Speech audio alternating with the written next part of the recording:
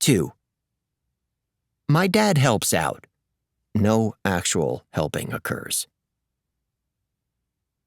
You know you've been a demigod too long when you're flushed out of your school straight into the Atlantic Ocean and you're not even surprised. I didn't try to fight the current. I could breathe underwater, so that wasn't an issue. I just sat in my blue plastic chair and rocketed through Poseidon's private plumbing system powered by a 5 billion-gallon tsunami. Faster than you could say, "Well, that sucked." I erupted from the seafloor like I'd been coughed up by a mollusk. As the sand cloud around me settled, I tried to get my bearings.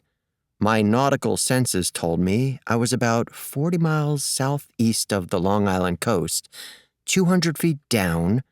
No big deal for a son of Poseidon. But kids, don't try this at home. 100 yards in front of me, the continental shelf dropped into darkness, and right on the precipice stood a glittering palace, Poseidon's summer villa. As usual, my dad was remodeling. I guess when you're immortal, you get tired of having the same crib for centuries. Poseidon always seemed to be gutting, renovating, or expanding. It helped that when it came to undersea building projects, he had pretty much infinite power and free labor. A pair of blue whales was towing a marble column the size of an apartment building. Hammerhead sharks slathered grout between rows of coral brickwork with their fins and cephalofoils. Hundreds of merfolk darted here and there, all wearing bright yellow hard hats that matched their lamp-like eyes. A couple of them waved at me as I swam through the worksite. A dolphin in a reflective safety vest gave me a high five. I found my dad standing by a half-constructed infinity pool that looked over the abyss of the Hudson Canyon. I wasn't sure what the point of an infinity pool was when you were already underwater, but I knew better than to ask. My dad was pretty chill most of the time, but you didn't want to question his stylistic choices. His clothes, for instance. Some of the Greek gods I'd met liked to morph their appearance on a daily basis. They could do that, being, gods.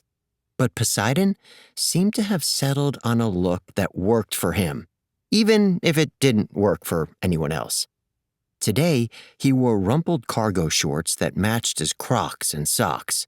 His camp shirt looked like it had been targeted in a paintball war between Team Purple and Team Hello Kitty.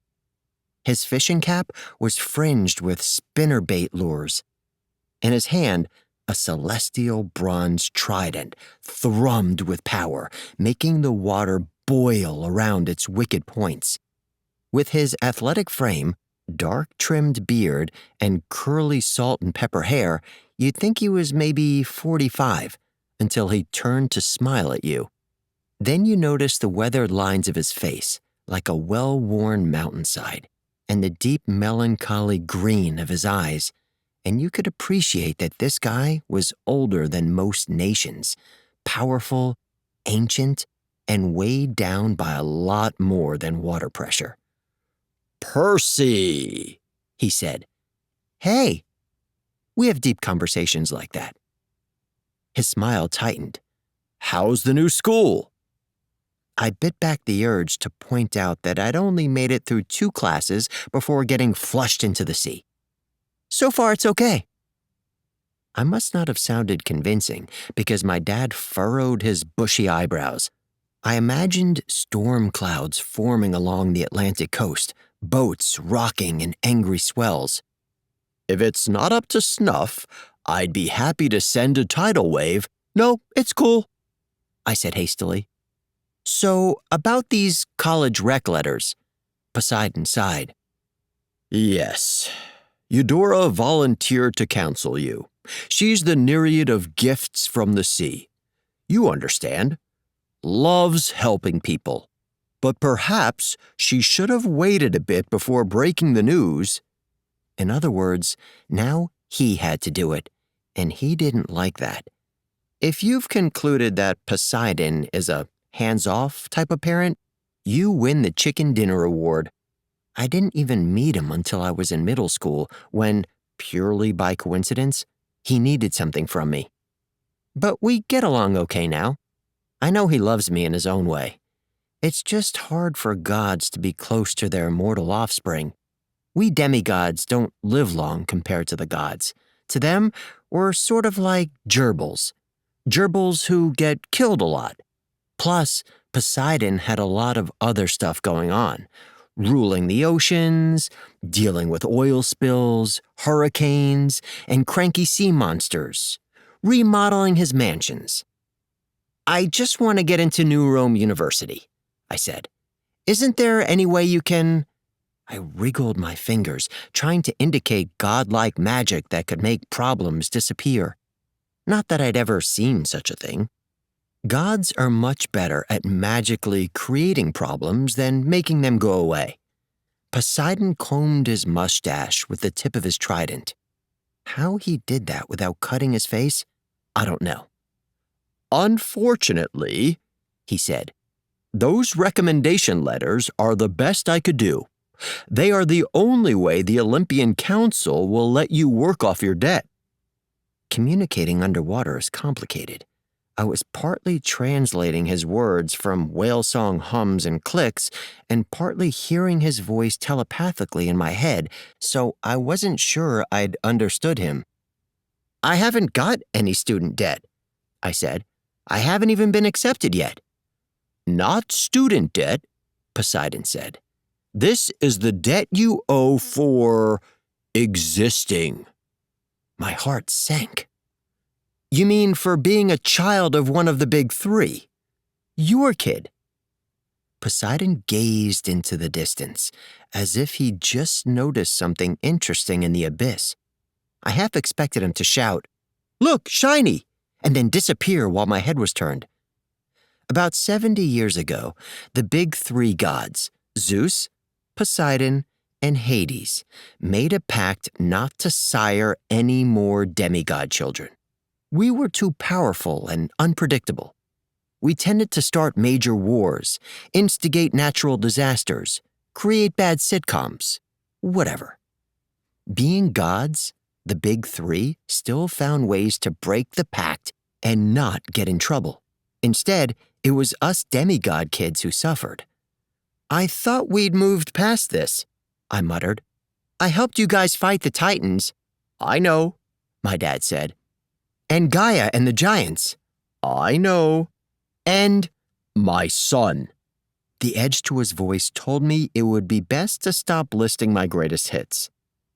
If it were up to me, I would waive this ridiculous requirement altogether. Alas, someone, he glanced up, someone being code for my unreasonable brother Zeus, is a stickler for rules. You were never supposed to be born, so you are technically ineligible for New Rome University. I couldn't believe this. Also, I could totally believe this. Just when I thought I might catch a break, I didn't. The Olympian gods seemed to think I was their personal kickball. I relaxed my jaw to keep from grinding my teeth. So, 3 recommendation letters. Poseidon brightened. Zeus wanted it to be 25. I talked him down to 3. He looked like he was waiting for something. Thank you, I grumbled. I don't suppose you could write one for me? I'm your father. I would be biased. Yeah, we wouldn't want any bias. I'm glad you understand. To earn each letter, you will have to undertake a new quest. All 3 will have to be completed before the application deadline of the winter solstice. Each time a god writes you a letter of recommendation, give it to Eudora, and she'll put in your file. I tried to think of gods who might cut me some slack and give me simple quests. I'd helped lots of immortals over the years. The trick was coming up with some who would remember I had helped them, or even just remembered my name. I guess I can ask Hermes and Artemis? Oh, you can't go asking the gods. They'll have to come to you. But don't worry. Poseidon looked really pleased with himself. I took the liberty of putting your name on the Olympian quest board. The what now? Poseidon snapped his fingers, and a neon yellow flyer appeared in his hands. It was an ad with my photo and this copy. Percy Jackson will do your quests in exchange for college recommendation letters. The bottom of the flyer was cut into little strips with my home address on each one. The photo looked like it had been taken from inside my bathroom mirror, which raised a whole bunch of disturbing questions. My hair was wet. My eyes were half closed. A toothbrush was sticking out of my mouth. "You already posted this, didn't you?" I said. "It wasn't a problem," Poseidon assured me. "I had my sea sprites put them up all over Mount Olympus, too." "I am so grateful." His hand settled heavily on my shoulder. "I know. I also know you weren't expecting this extra obstacle, but just think. Once you get into college, you should have a much easier life. Monsters hardly ever attack older demigods. You and your girlfriend, Annabeth? Yes, you and Annabeth will be able to relax and enjoy yourselves." Poseidon straightened. "And now, I think I hear my interior designer calling. We still haven't decided whether the bathroom tile should be seafoam or aquamarine. Wonderful to see you again, Percy. Good luck with the quests." He thumped the base of his trident against the patio stones. The floor opened, and I was flushed right back through the ocean floor without even a plastic chair to sit in.